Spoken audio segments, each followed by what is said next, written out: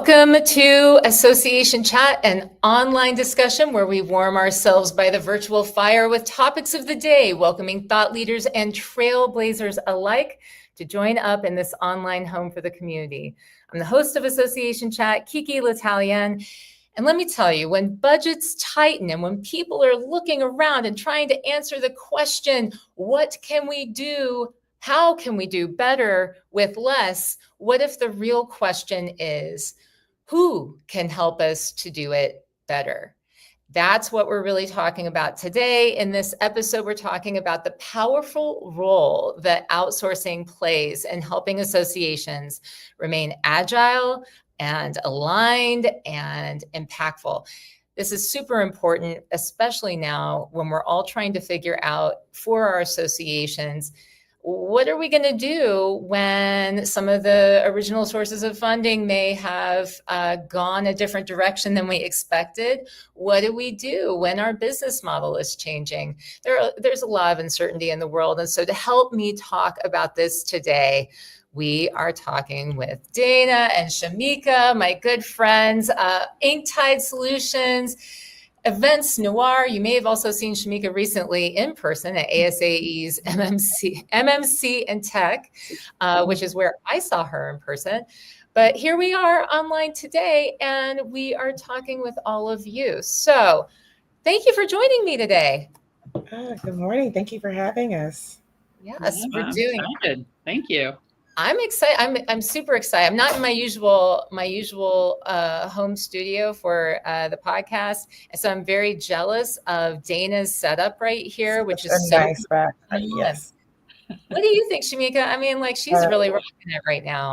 It's the aesthetic, the texture. I love it so much. I'm just, as you said, I was at MMC in Tech, and so I'm just in my hotel, like land wall in the background. I know. We're just going to have to try to live up. So Dana, you're going to have to own this for us, you know? Yes. I will own it. I love it. If you're going to put me on YouTube, KiKi, I'm going to do it. I'm going to do it. I love it. You got to go all the way. Well, I actually wanted, so that in case people are not familiar with who you are and what you do, I wanted to start out by jumping into a little bit of the background behind both of you. And so I want to start with you, Dana, and then we'll go to you, Shameka. But the question is, what first drew each of you into the association and events world? Ooh. So starting with you, Dana. Yeah. Yeah. I was working for the Dallas Morning News, and this was a very long time ago, 25 years ago. And I was looking for opportunities that were related to the internet, right? Because the internet was coming, it was making such, it was a big deal. And so my very first job was with a trade shows company called the Expo Group, and I was the e-editor. Right. So that was a nice transition into this space. And just ever since then, I caught the bug and started doing events and trade shows and strategy for customers and marketing communications for the company.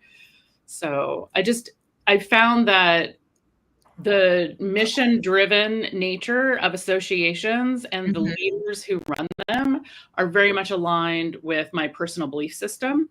And that's really what has made me specialize in working with associations and for associations.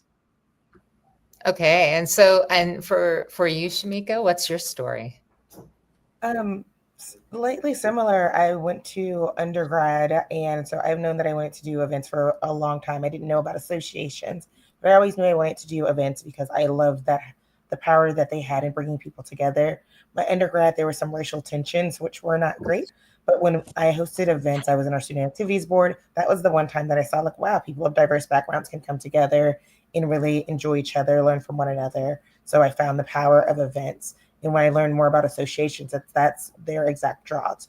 Like-minded people that come from diverse backgrounds. They want to make a difference in the world. They come to the events that I have the opportunity to create and take whatever they learn back to their communities. It's such a transformative thing. That's what led me to be in associations and stick with associations. Similarly to what Dana said, like the values that associations hold, I hold, and the power that they have, I just really appreciate. I love that. I mean, I think that when you get drawn into the association industry. And certainly over the past couple of days, I've had a lot of conversations about this. It's just a little bit different. It's such a relationship focused industry, and that really appeals to me. I think it really appeals, from the sounds of it, to both of you too. And the stories that you hear that that come from working with these mission-driven organizations of every ilk, of every kind, it's just really inspiring. So, speaking of inspiration, I wanted to ask you about this topic of our day, right? Which is, we're talking about outsourcing and associations, and we have this outsourcing survey. And so I wanted to talk about the inspiration behind this. Now, I first heard about this concept, this idea, from Dana. So Dana, I'm going to start with you, but what inspired the outsourcing survey? What surprised you most, I guess, or what has surprised you most about what's not out there about this topic? Also. So, and this topic was really born with Shameka. Shameka had this idea. We ran into each other at a live event, right? We were at IMEX, and you shared the idea for this, and I thought, whoa, you're right. There's nothing out there. And that was first. And two is, we need to get KiKi L'Italien in on, right? So it was Shameka, having this idea that the data and the survey could move the needle for associations. Yeah.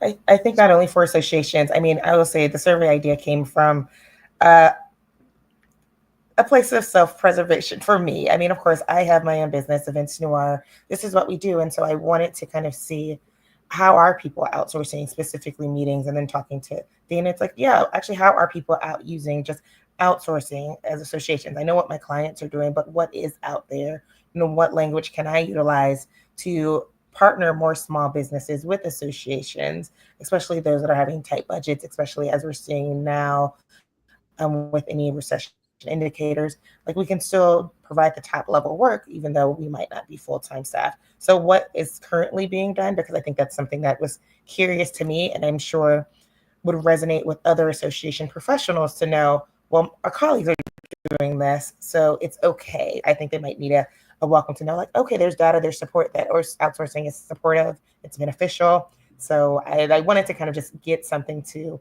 hang my hat on when I was talking about my business and working with EventsNoire, to say there are actual benefits of outsourcing if you need to, or if you can. Yeah. I mean, I have to say, I was fascinated when I heard about this. So when Dana reached out and told me about it, and I'm starting to remember like the background that she's giving me now. At this point, we've like pulled this survey together, we put it out there.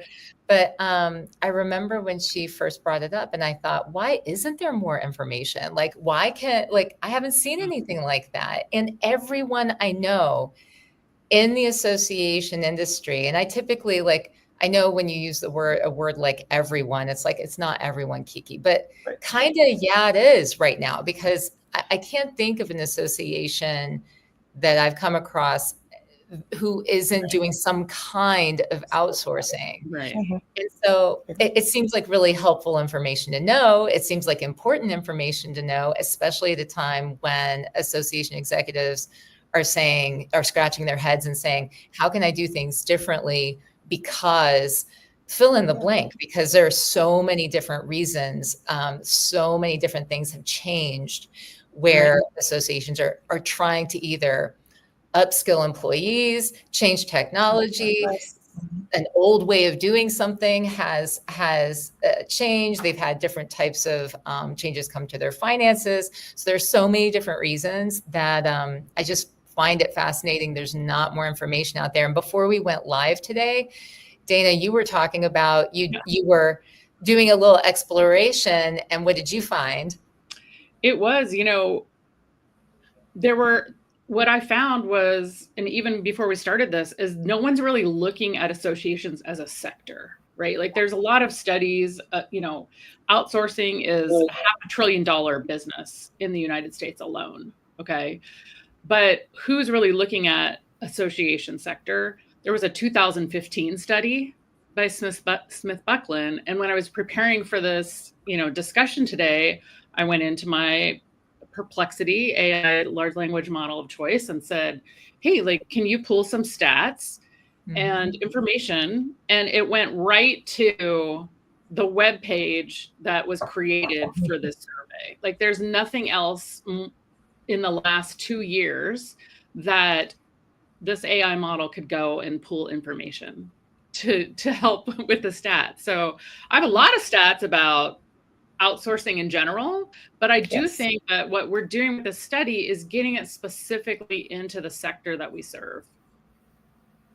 Yeah, I think so. I mean, I think that it was to me, it was incredible that we didn't have more data about this. And so, I started thinking well, surely we reach out to the association space, we get some information in, and but then there's also a million different surveys that are out there. And so breaking through out now, I'm like, yes, the marketing survey is really important. Yes, the membership survey over here is really important, but please pay attention to this one, people, because this is so important for us to get some information on, because we don't even have baseline information really to go off of for our sector. So to that end, can one of you speak to what you've found, what you've observed in your own outsourcing story with how you've been brought in to work with different organizations? And Shameka, I would like to talk with you first about this.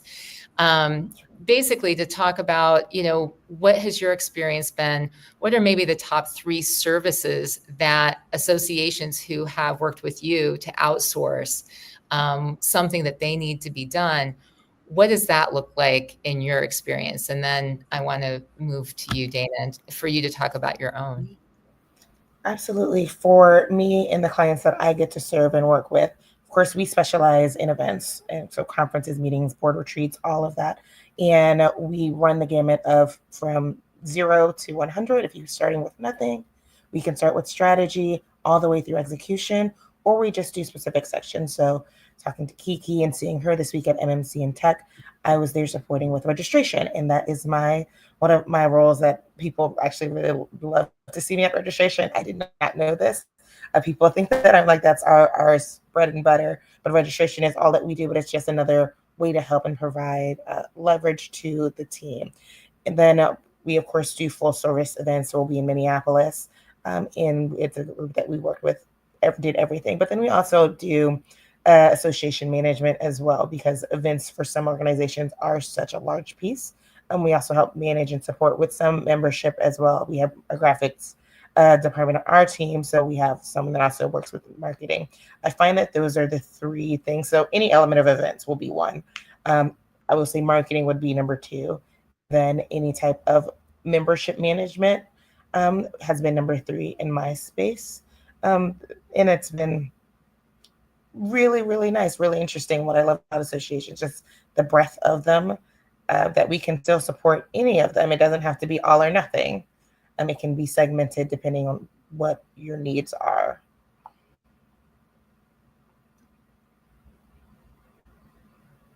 Sorry, how about for you, Dana? Yeah, what I've found, and this is so interesting, when I get hired in as a consultant or an association or a company that's in that space that serves that space, is outsourcing their marketing communications, some change management.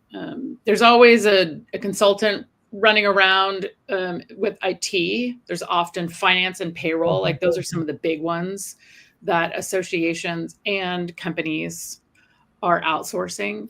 But what I've really found is we're getting to the point where bosses just want solutions, right? And I think associations in particular, they want to focus on what they're good at.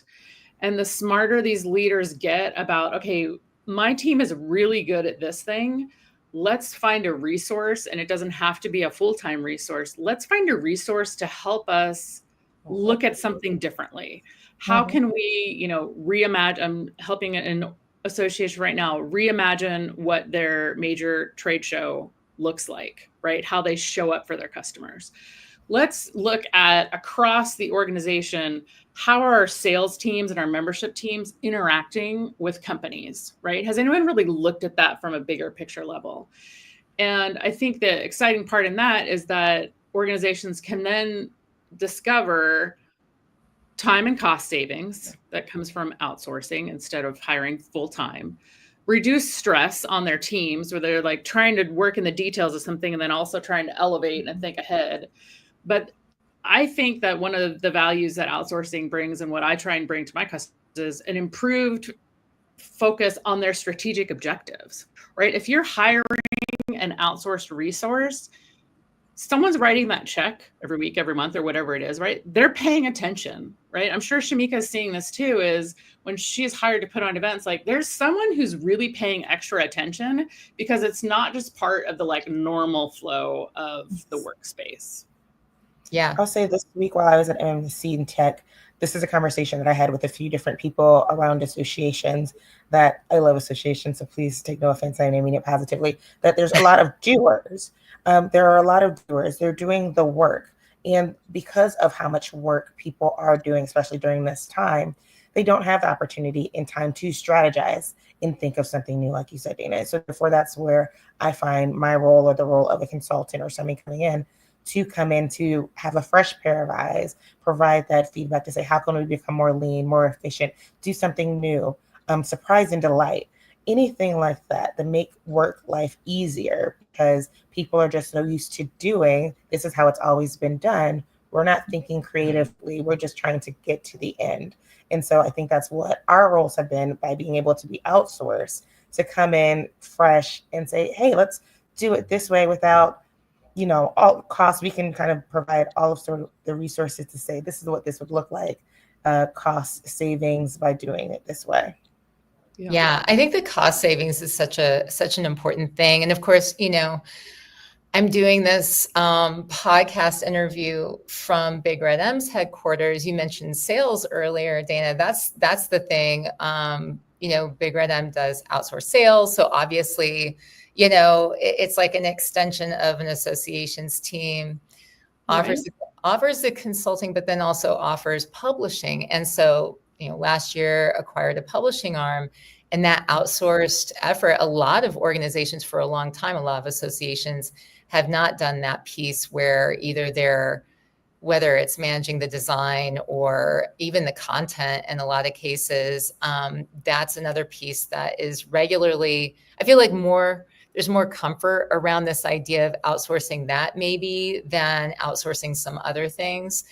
But I still find it fascinating that there can be these barriers for association leaders to sometimes let certain things go. And so my next question has to do with what are some of the barriers that you've come across where, for whatever reason, it's been difficult for an association to decide to outsource something. And this is a question for either one of you. Yeah, I think that,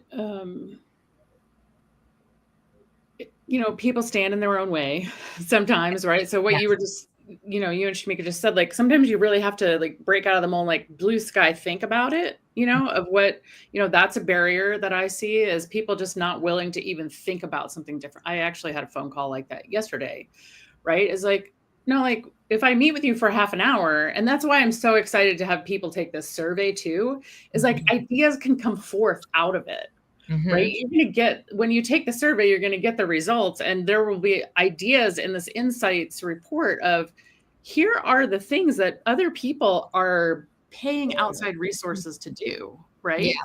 And, some of the questions that we designed the survey around were, how does it work best, right? Because the other thing I see organizations doing is, well, this consultant is actually speaking for me now, and they're inside of my email system, or they're inside of my spreadsheet system or my OneDrive, right? Like, so that is a troublesome spot sometimes that needs that, it's a hurdle that needs to be overcome, is the systems and what level of inclusion, right? Like I have a client and it's, on the bottom of my email, it says, Dana Freker Doody and the organization name, and then it says a consultant for this organization, right?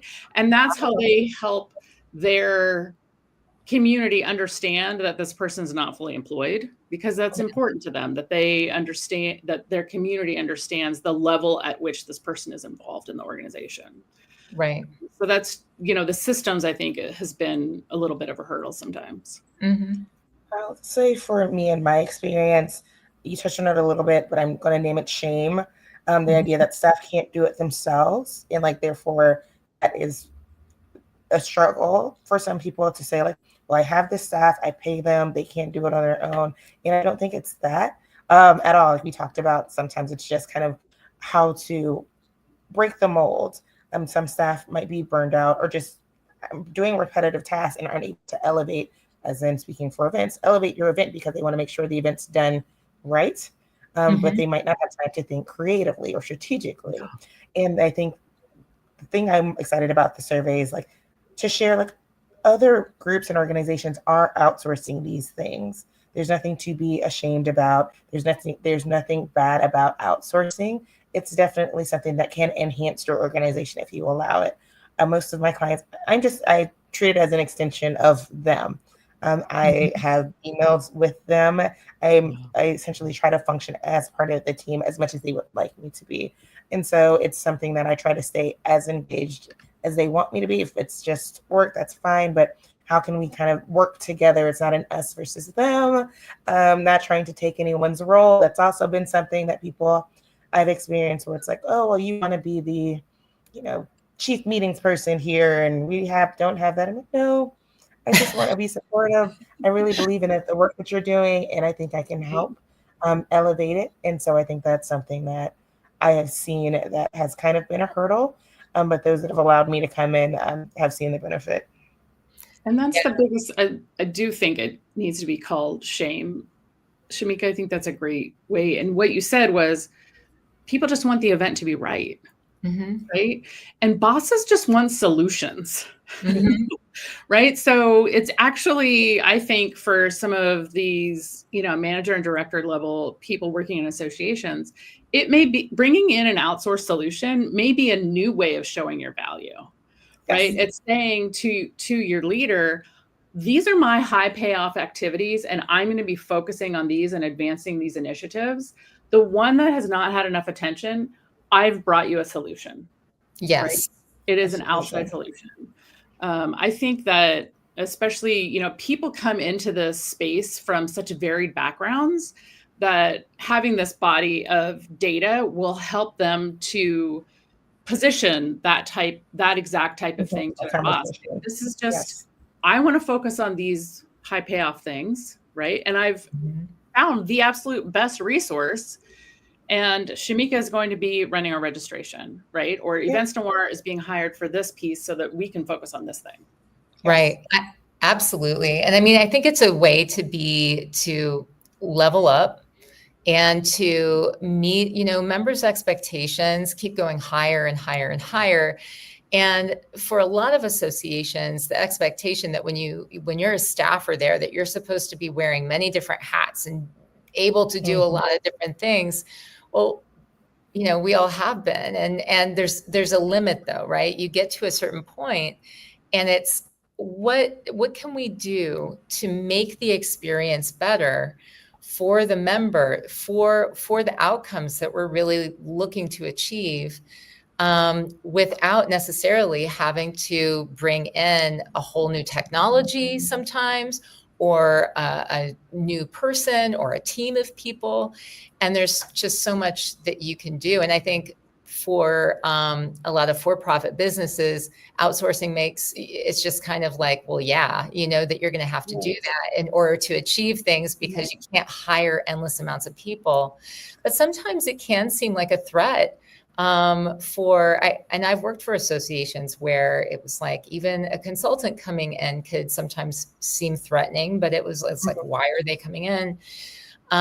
We actually met recently, we being the Big Red M team, met recently and had a strategic planning, and a lot of the AEs got together, and they were sharing Well, for the best clients, the best engagements, those where they were both profitable, the client was happy, the AE was happy, everybody's happy. What were the main traits that we found in those situations? What made them work so well? Yeah. And trust was one, where the trust was, going both ways. And there was that shared communication. Shameka was talking about, you were talking about being a part, having an email address, right? With the associations, a lot of the associations that you work with. And that was also something that came up where if you were being treated as part of the team, and Dana, you talked about like having that in your signature line, making it perfectly clear, like you are connected, you are part of the group, and this is your role. I think that there's a lot of trust that has to be there versus, what we saw, and maybe this isn't always the case, but for a lot of those relationships, that were maybe the opposite, the ones that did not go as well, where it was not as effective. It seemed to be where the outsourced party was kept at arm's length and maybe not trusted as much, and not the information didn't get shared as easily, because either one of the barriers we talked about, there somebody felt threatened, or they didn't want to share, all of the data that they needed to. For some sort of element of trust seemed to be lacking. Have you all found that to be true too? Do those seem to ring true? Definitely for me. I've had a client recently, or no longer a client, but that is literally how it would happen. It's just wanting to be there, wanting to be the resource that they did hire me for, to paid for, but didn't feel the need to give all of the details and all of the information, which just added a level of tension that was unnecessary, especially for me. I love to be just transparent. That's definitely a value that I have personally and professionally, that there's no reason for me to hide information from you. We can all do great business together if we all know what's going on. And there would be key elements that we're missing. And my goal is to make you look good as a consultant. And if I ever feel like I'm not in a position to help you do that, then I'm doing a disservice. So therefore, I've definitely had to part ways with clients after events, because there was just some level of like, I want to give you just enough, but not everything you need to be successful. And that was challenging.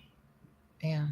Trust speeds the pace of business, right? I would think that one of the reasons, Shameka, that EventsNoire is so successful, and I think, one of the things that helps me in doing what I'm doing, is a personal ability to connect with people and win trust quickly. I'm working on a project now with an association, and I'm working across functions, with 20, 25 different parties. They didn't hire me. They didn't make that choice. Right. So I need to build relationships and create a level of trust with each one of them, because over the next, year, we're going to be working closely together on this project. Absolutely. Yeah. Well, one of the questions I wanted to talk about, and we're hoping to get more information from this survey. And I keep flashing, by the way, across the bottom of the screen. Those of you who are listening to this later, it will be in the show notes, about this survey, which is going to close, by the way. The survey is not going to be up there forever. But, we do want to get as many people to fill it out before the end of May, right? And so sharing the link at the bottom of the screen right now, bringing it up right now.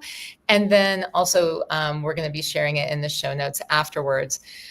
But it's how to decide what to keep in-house and what to outsource. And so what are your thoughts on that? What do you think have you ever been brought in when maybe it was like, they should have maybe kept this thing in-house? Or, what is the sign maybe that it's like, yeah, let's go ahead and reach out for help. This is the right thing to do. I think that, organizations need to look a little bit at kind of their philosophy on that, right? Is do they go with the players they have currently on their team? Or do they go with, like, if we start outsourcing this now, it doesn't mean you have to outsource it forever, right? So I think that's an important path that people need to understand as well. Like, you could I actually working with another organization where, we signed a contract to outsource with a sales team, but one of the pieces of that contract is a coaching and a collaboration, so that the organization will then be able to run that function themselves. Right. So I do think that strategically looking ahead of time before entering an agreement like this is helpful to understand. Do you want to go with the players you have? Do you want to develop players, right, and use these resources to do that? Or do you want to just, completely take this function and find a best-in-class opportunity and hire EventsNoire to handle it and not even worry about it ever being in-house? Yeah, I agree with that philosophy. I think it's understanding what are the goals of your overall project, and do you have the right people in place to achieve it? If you find that you don't, I too have clients where it's like, okay, how can we'll bring you in.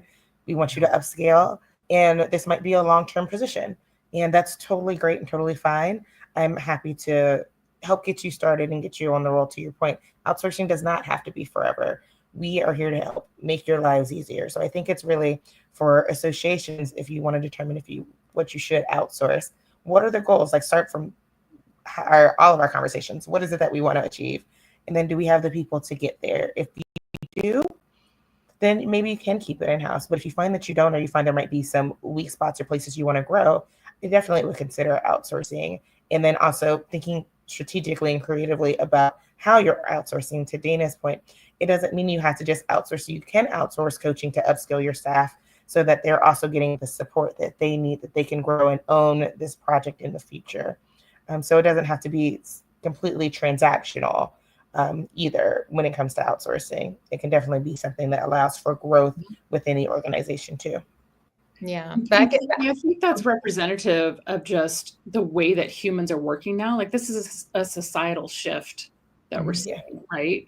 And it's no longer just I hire these 100 people to do this job, and they come to the office every day, and they all have to live with, within 50 miles of this spot, right? I mean, clearly we've seen the borders of everything open up, and that's the way of work now.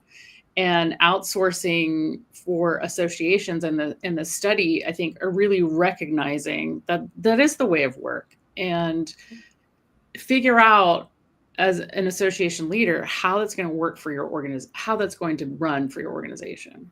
Yeah. And absolutely. To not be controversial, but to this point, I find that really any job that might considered to be a full-time remote job is a job that I would also consider to be a consultant role, because there are also full-time consultants. So that is still an opportunity too, where you're just maybe not paying the additional benefits, which could be a cost savings to your organization. And so I think that's something to also consider strategically. If you're willing to hire someone that's remote full-time, what exactly to me is that difference between hiring a consultant to manage this role and hiring a full-time remote person? That's definitely a conversation and a strategy that I've been also looking at. I hadn't really thought about it that way before. And I can see that. I understand what you're saying there. I hadn't thought about that, but it is a good question. It's like, if this is a remote role, is this something that makes sense to be remote and it's in-house, or remote and potentially that's something that's an outsourced piece of what's being done? That is so interesting. It's interesting too from the other side. I remember being on a call with a bunch of event marketing freelancers, right? We have a little bit of a community, and they're looking at psychological safety, right? There's not psychological safety in being fully employed as much as there used to be 20 years ago, right? And one of the ladies on that chat said, I feel safer now as a 1099 outsourcing freelance resource than I would full time at an organization. Absolutely. Yeah. I can I relate to think that.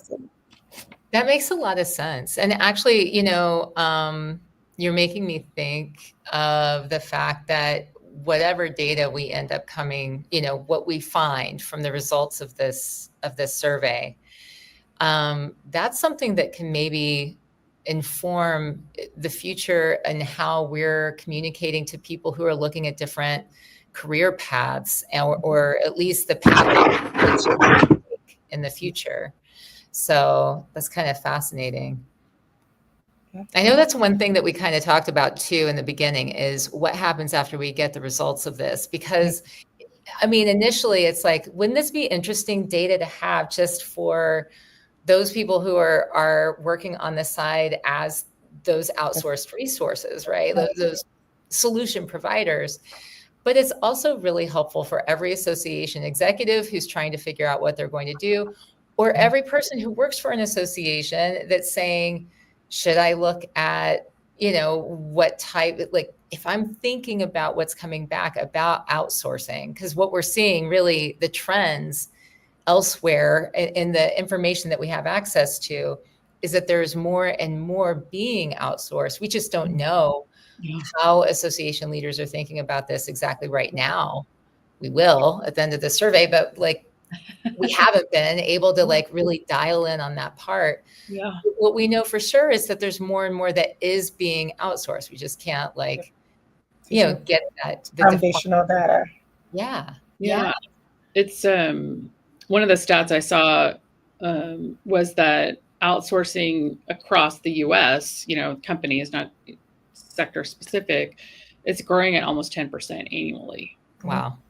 So wow. Yeah. So having this comparison set, right? That's what we want to create for people, is this comparison set where they can look at this and say, okay, organizations that have X number of members in this revenue category are outsourcing these types of functions. Maybe that's what I should be doing. Let's look at it.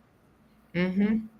Absolutely. I think some of the factors that we're also asking is around budget too, because I think that's something that people don't know as well. Like, how much do I spend on hiring Inktide Solutions? What does that look like if I bring them on as a partner? And something that we are trying to get data on as well is just, what are the spending habits for those that are outsourcing? What does that look like? So that we can also try to normalize it, to say it's okay to just roll this into your budget as you're planning for your next fiscal year. Here's a line item that can just be consultants, and that you're prepared to say, an organization of this size with this budget outsources at this rate. Mm-hmm. Here we're rolling it in and it's ready. You have a foundational data to say this is normal, so that you can plan ahead, rather than you need it and be like, oh, where is this money coming from? We don't have it. It's not in the budget. We have to slash here, here, here. I think that's going to be really helpful for the data that we get from this too, for budget planning in the future. Well, I wanted to ask about, for association leaders who are saying, I hadn't really thought more about it, but if I wanted to figure out if we should investigate outsourcing more, what's a good first step for them to take? Because, maybe they haven't, maybe the only outsourcing that they do at this point is, for their events, and they're doing registration or something like that, but they haven't thought beyond that. Or maybe the only thing that they've done to this point is they're publishing, but they haven't thought beyond that. What would you suggest they do to think about this in a strategic way, where they begin to say, well, I can't just outsource everything, but how do I know, even where to look first? Association chat. Obviously.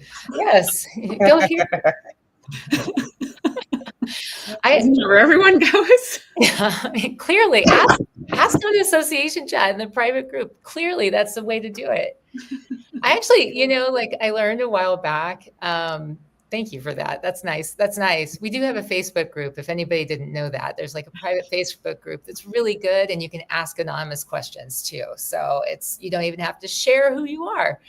But yeah, I was thinking about this in terms of something I saw. It was a really smart workshop that I saw a couple of years ago, and I'm trying to remember. Oh, it was a couple of people, one person from Matchbox and one person from Sidecar, and they were talking about AI, and they said, work with your staff and have them write down all of the tasks that they do. And then in one line, it is,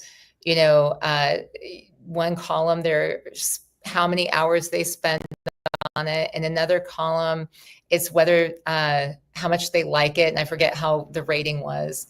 But and the idea was that you use these to figure out if the thing is, and how much risk, right? How much risk? Like, will this impact how, if somebody saw this and it went wrong publicly, that's pretty risky. But so there was the risk column. And I thought same thing for outsourcing though, too, is like, could this be outsourced? Ask yourself that as you're going through. Because if it's something that is not in each person's either skill set or like zone of genius, some people would call it, or if it's something that they really don't enjoy doing, it's like they hate doing it, they do it regularly, but it's something that could be done by somebody else or done by AI. I think it's a good time to do like an assessment of, does this belong with this staff person, or does this belong being outsourced or given to, an AI tool or something? Yeah, That's my. I agree. I think that's what I would say as well. It's going back to identifying what the goals are and where are we? Like, where are we now, and where is it that we want to go, and what do we need, or do we have everything that we need to bridge that gap? And if we find that we are missing something, can we fill that with getting some resources outsourced, and also just being willing to have the conversation? I think that's also a great step. I'm always happy to chat with someone if you're considering wanting to outsource events or outsource anything. I'm always just willing to chat about things in general, to have a conversation with trusted minds to say, this is something you want to do, and get others' advice. You might find that if you're talking to other association executives, they might have done that exact thing, and they can help you through what that process was like for them. So having a conversation as well. I love that. Well, okay.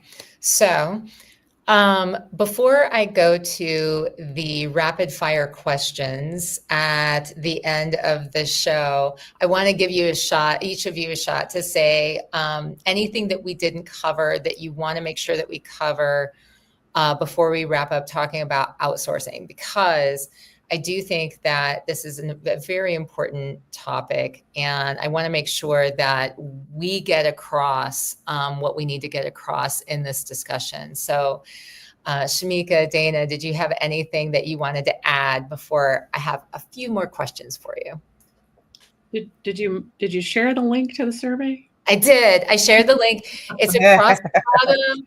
It is in. I know you're poking fun at me, but listen, I did make a bit.ly link, everybody. And so depending on when you're listening to this, if you're listening to it now live, if you're listening to it in the month of May in 2025, for sure, go ahead. And right now, I made it super easy for everyone. It's a bit.ly link, bit.ly/ASN Chat Outsource 2025, ASSN CHAT Outsource 2025, all lowercase, all together, no spacing. ASN Chat Outsource 2025. And that is an anonymous survey. Yes. If you want it to be, you also can share your contact information to get results before others do. But we want to build a trusted repository, right? There's data protections that are built into the survey and into the mechanisms that we're using to glean the insights. Yes. And this is our first year for doing it too. And the idea is that we're going to be able to like build on this and look for trends and look for things that are happening. Go ahead, Shameka. Did you have anything? No, I think we invite you to take the survey.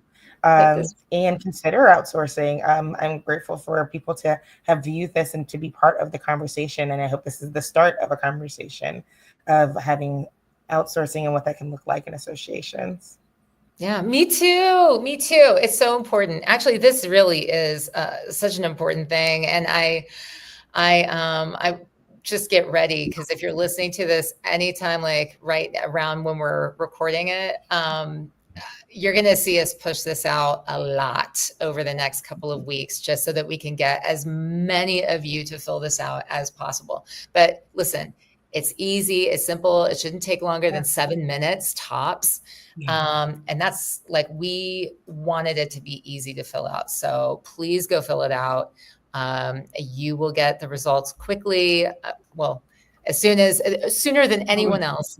And then, yeah, we'll be able to share the results of this survey and some of the discoveries that we make from it. So I want to go into the rapid fire, because both of you are fascinating people. And this is this moment in time when I have you captured both here. So rapid fire question. First one goes to Shameka, and it is, what is your most used emoji right now and why? I'm going to look in my phone to try to see what is my most used emoji, actually. That is a good question. Right now, definitely this week, it's either the hand on your face, like, oh gosh, something is going on, or toast. So I'm, depending on what mood I'm in, I'm either like, oh my gosh, or a cheers emoji to celebrate. Those are definitely my top two. Ooh, I love it. I love it. I mean, I don't love it. I wish for you it was like money bags or something like the money bag. That'll be a good one. Okay. Dana, this one's yours. If you could outsource one personal chore forever, what would it be? Emptying the dishwasher. That's a good one. I will happily load it, but I do not want to put those things away. Interesting.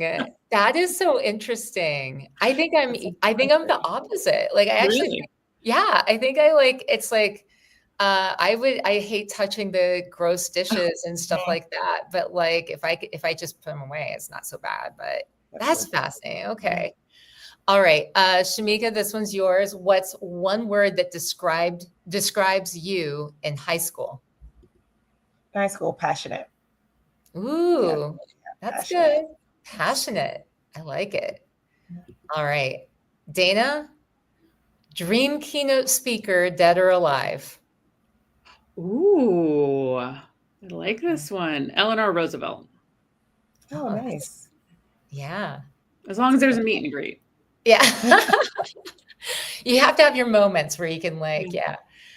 All right. Okay, Shameka, best conference snack or worst conference snack? Either one. I'm probably a sucker for a really good cookie or a really good sweet.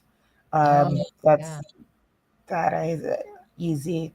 Worst, I don't really mean this when I say it, but like healthy things, because I love healthy snacks. I really do. And I always make sure I have healthy snacks, but I'm just like, man, like don't do them in the afternoon. Healthy snacks are for the morning. So if I have a PM healthy snack, that's the worst.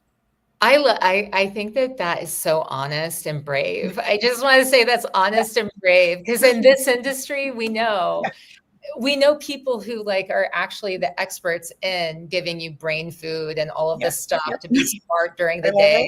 And I know, and it's like, and we love you. We love you, all the people who are protecting our brains and helping us to think better and to eat the right things. But how about some M&Ms, man? I like sometimes, like I need some unhealthy food. That feeds my soul. Yeah, that does. That's a really good one. Okay. And Dana, you have one more too. And that would be, what's something you're surprisingly good at that has nothing to do with work? Ooh. It has nothing to do. I'm a very good driver. Oh, nice. It's so rare that you hear someone that prides themselves on being a good driver. So that's so good. It is. All right. Well, thank you both for joining me and for answering my crazy questions, but for answering also a lot of questions that I had for you about outsourcing with associations and also why we're doing this survey. I'm hoping that everyone takes it. So after this, we're going to have to push this out hardcore, ladies. You know it. Yeah. Looking forward to it. You'll see it all over my LinkedIn. I'm sure everyone's LinkedIn. Please do take it, send it to your friends. Once you complete it, send it to someone else, please. Yes. Send it to your friends, take it yourself. And yeah, tell everybody you know about it. And then we'll be able to come back and share with you what we find out after we get all of the results back. Yes. Thank you so much for joining us. Thank you. Thank you. Thank you. What did you think? Oh my gosh. I hope you had a good time with this. I also am dreading what Casey, my podcast editor, is going to tell me about the audio for this later. Casey, I'm so sorry. But hopefully you were able to hear everyone all right. You were able to hear me, and you're able to take this survey. And please take it. Please take it. Please share it. The results are going to be, I know, something that's really interesting for all of us, because no matter what, it's going to be more than the information we had before. Because guess what? There's no information you can find that will match, that's out there, that will match what we're looking for. So we have to create it. We have to do the survey and get that data for everyone to benefit from. I want to thank you all for listening, as always, for supporting the show. I want to thank Dana and Shameka. Shameka, thank you for even realizing we needed to find this data out. I mean, this is really going to be helpful. Dana, thank you for driving us and making this happen, and for making sure that we stay on track with things. And thanks to all of you for listening to this and for helping to spread the word. The main thing that we're really trying to do is raise everybody up, raise the industry up, and get everyone to a better place so that we can actually achieve those missions that we're trying to achieve. So today's key takeaways: first, outsourcing isn't about giving up control. It's about gaining capacity. Second, when it's aligned with your mission, the right partners can amplify your impact in powerful ways. And I guess third would be, please take the survey. To learn more, you can connect with Dana, and you can connect with Shameka over at LinkedIn. Please do. They are amazing. I'm going to put links to both of their websites in the show notes. And also make sure to check out future episodes of Association Chat and sign up for the newsletter, sign up for the magazine that is out. Just came out on Monday, the most recent edition. The next one will be coming out right around ASAE Annual. And until next time, everyone, this is KiKi L'Italien signing off and reminding you to keep asking questions every day, because as Joseph Campbell once said, the cave you fear to enter holds the treasure you seek. Have a great rest of the week, everyone.